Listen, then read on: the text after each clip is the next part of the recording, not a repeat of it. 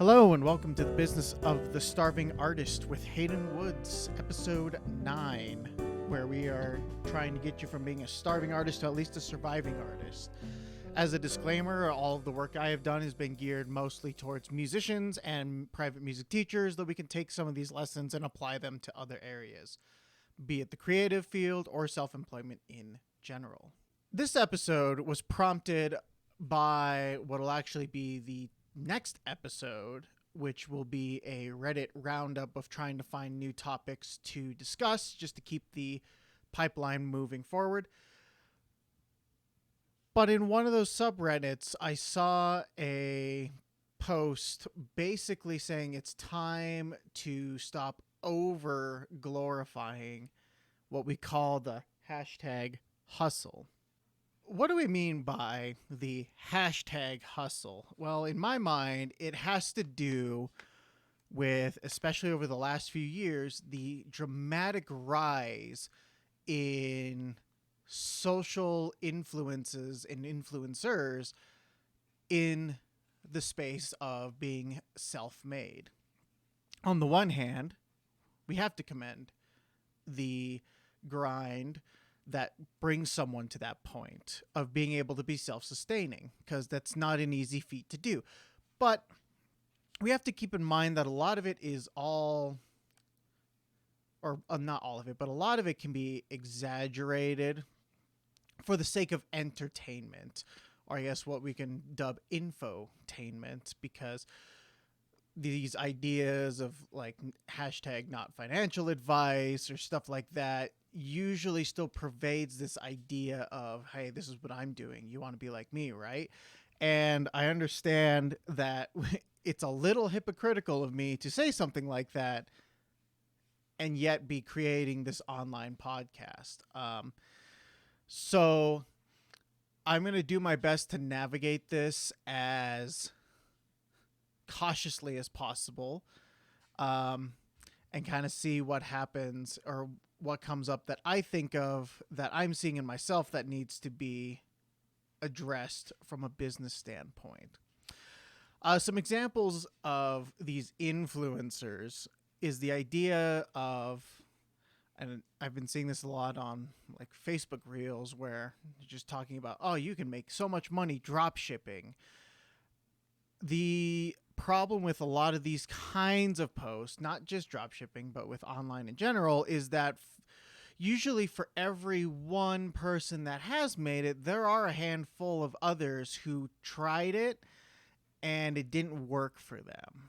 And I mean, again, this podcast is going to be a perfect example of that when we get to the end of 1 year's worth of episodes. Am I going to continue this, or is this just my 1 year project and then I'm going to move from it? Either way, we'll just have to see. And you have to approach it with the idea that you need to be ready for anything to happen. The other main example that I've provided, or am going to provide, is the financial guru space that tells you that it's not financial advice, but yet they're going to basically be like, hey, this is what I'm doing, you should do this too, through the medium of either like YouTube videos or like an online course. Again, I understand a lot of these kind of seem weird coming from someone who's attempting to make his own podcast. At this point, I don't know what my plans would be to get into the space, but also not feel like a total hypocrite. Because it would be nice to have an audience. It would be nice to at least be able to share what I have done in the hopes that it's easier for others. But there are a lot of things that I have done to get to where I am now in my business that I don't recommend to anyone, like going into existential amounts of credit card debt and a mental crisis and alcoholism and student debt, depending on your situation. There's a lot of factors that are unique to my situation that you definitely should not be doing. I would rather you do better. That being said, I will share at the very least the things that I usually take care of within any given day that I'm working. the first thing I wrote on my list is just wake up whenever. And this just reminds me of an episode on Cody Ko's channel where they rip on a guy who basically films his morning routine, which again, if he's worked hard for it, good for him. But the fact that you have to set up your camera in your bedroom to film yourself waking up, or like maybe even having multiple takes of, oh, I didn't wake up as epically as I wanted to, or something like that. So that's why that one's in there. So I just wake up whenever. The main aspects of my business typically include just checking the schedule for the lessons of the day or the week. It kind of depends on what's going on. About this time, I'm actually 2 days away from wrapping up for the year as far as lessons go, and we'll be taking a 2-week break to kind of regroup and do a lot of the administrative stuff that I decided to put off to the side for a little bit. Everything's tracked, but I need to go through and actually organize everything. But normally I would be checking which lessons I have so I know which instruments I need to bring along with me. By the fact that I drive to every single lesson, if I have an instrument or a student that's not piano, that's any other instrument, I have to make sure I have that instrument with me. And there have been plenty of instances where I would forget to have those instruments on me. It's really weird trying to teach a trombone lesson on a trumpet. At the same time, I do have to teach like baritone lessons via my trombone or a trumpet because I don't myself own one yet. But the idea is that you have to prepare for your day enough so that you don't, I mean, as you get used to it, you don't have to think about it as much. I feel like I'm getting to that point, but I still have a ways to go. Usually by this point, I will go and run my non-business errands, whether that is like getting groceries or running and getting other supplies or other pieces of music that I'm going to be teaching, just so that I have them on hand one way or another. One of the biggest factors for my particular work is that I need to stay practiced up on not just the main instrument as a musician, but on all the instruments that I'm going to be teaching. So I will, at least for the non-main instruments, I will kind of approach it as these are what my students are around for learning. So I'm going to make sure that I'm ready for those to be prepared. As it's Christmas time, as of this recording, a lot of my students throughout the month of December were learning Christmas songs, and I usually have to have a slew of different pieces for various levels, so I need to at least know enough of each of those ones to be able to teach it, and when I sit down at the lesson, everything's just right there. It's also why I've implemented, and I'm still working on implementing, notebooks for every student so that we can write down exactly what's being done each week, not just for the students' sake. Obviously, it's good that they know what they're doing, but it's also good if I know what they've been doing or what I asked them to do, because having a full studio and trying to make sure every single student is doing every single thing on that list was not easy when you don't have a good tracking system of what's happening. And actually, this will kind of lead into either researching lesson topics, depending on what the progression of the student is, whether it's via a book, which for my piano students, it depends on what they have or what they can get. There's a couple I choose from for learning, but I will try to implement more practical songs outside of just the book themselves. So I usually have to look for stuff like that. So in my within my 2-week break that'll be happening starting Saturday, technically, I'm going to be working on finding some streamlined packets of sorts to put together. Like if you're a trombone student, these are all the things we're going to go through, and these are all the excerpts and pieces of music that we're going to be working on outside of whatever book is being used, because again, that depends on the school if they're going to school for it. For guitar, I don't usually use a book to begin with. I usually try to teach some notes to get them very quickly started on being able to play simple songs, Mary Had a Little Lamb, or in Christmas's case, Jingle Bells, but being able to at least see, okay, 1, 3, 5, da, da, da, being able to move through the tablature or the notation, depending on what it is.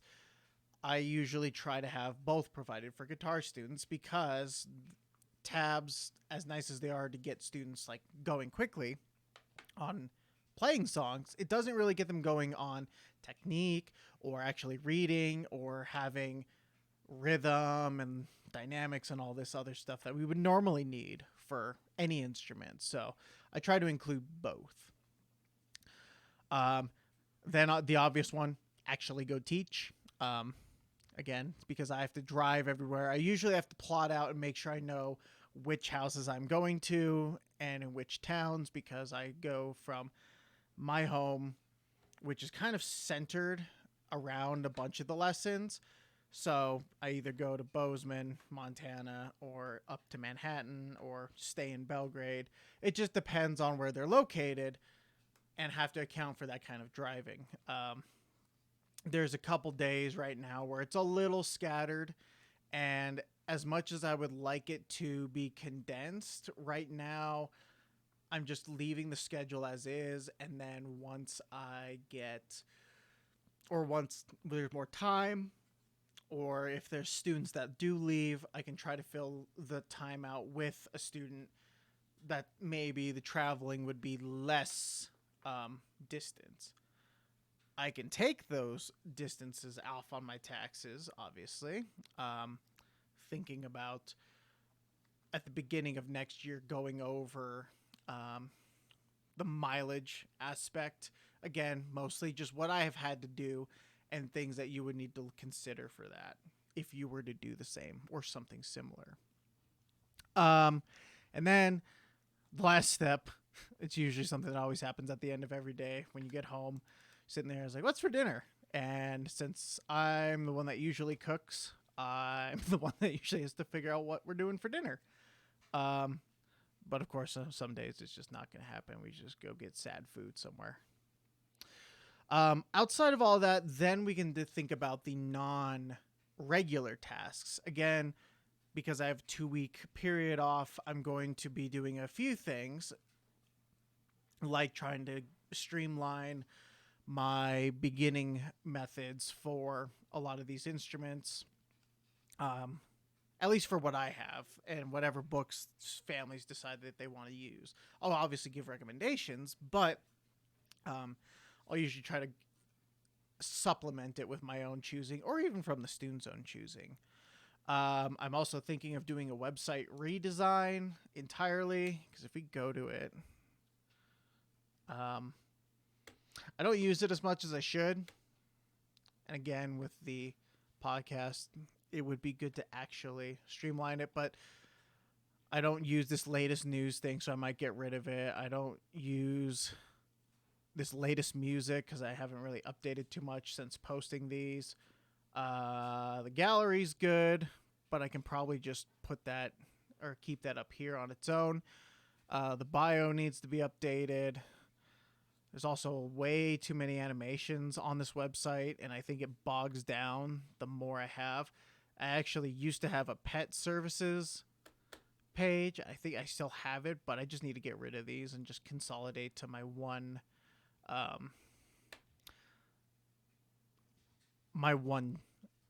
actual website. And then dealing with like my different services, obviously teaching is in there, so I would keep those, maybe updated a little bit.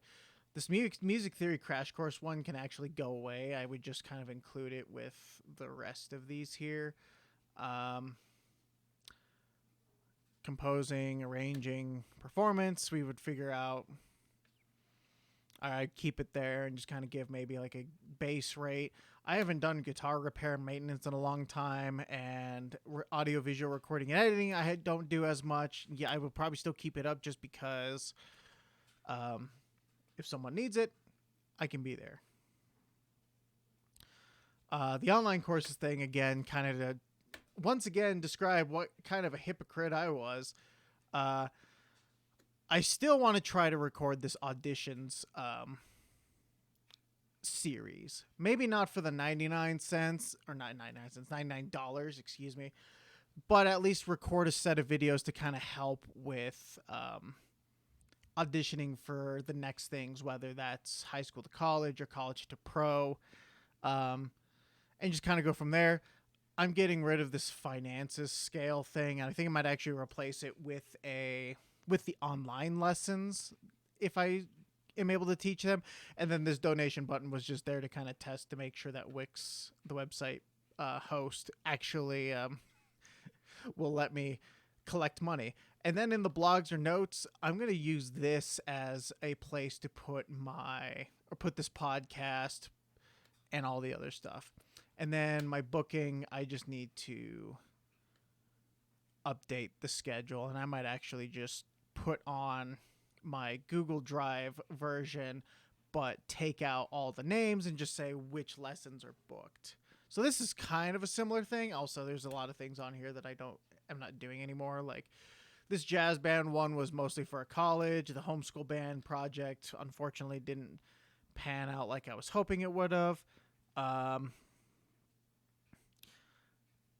So yeah, I mean, that's going to be a non-traditional thing that I need to do in my off time. I'd also like to get rid of a lot of the stock footage that I've used in here and just actually provide my own stuff. So there's that as well. And then I think after that, I'll just kind of get some house stuff done. All that to say, there's no 2 days that are exactly the same. And again, this isn't something that's going to fit for everyone. This is just what I have to do. And depending on your field, there are certain things that you're going to have to do. For something like this, an example, I'm going to actually kind of jump back some years to a former career where I was working in a kitchen where the routine, jokingly, but also kind of sadly, my routine was get up, drink, work, drink, go to bed, and repeat. Now, within that, doesn't sound very glamorous. So I would say you would get up, check your schedule to make sure when you're working your shift. When you get there, you have a list of items that you have to do, whether in prepping for the whole kitchen or prepping your station entirely, and then going through your regular like lunch or dinner shift, and just make sure that everything that you put up is of quality. And then once you're done with that, then you can kind of leave and do whatever. But on this self-employment side, it's not as easy as, okay, we get up, we do the thing, and then we go to bed. And again, that's kind of what the hustle mindset tends to do, is try to just be like, this is, look what I've done. Not, okay, how did I actually get here? So you need to look at maybe individuals more so in your community that have done not necessarily your line of work, but that have made an effort and have successful self-employment careers, and kind of just see what they've had to do. Because again, there are things that I've had to do to meet the hustle that we strive for, from working odd jobs, or again, kind of having to change some lifestyle things and some financial things. So just be careful with what you're looking into.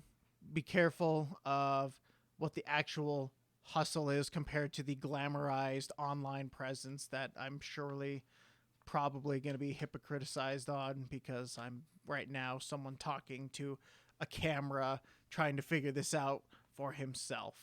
But with all of that said, I want to thank you for listening to episode 9 of The Business of the Starving Artist. If you liked what you heard, please consider all the typical stuff that a influencer would have you do, whether it's liking the video, or if you're on Spotify, subscribe for more. And then in the description or on my screen for the visual folks on YouTube, I put my Venmo as a little tip jar just because we don't have any sponsors. I'm also not expecting this to be a financial thing. This is me putting info up and within a year, maybe turn it into a book instead, or keep going with this depending on the following size.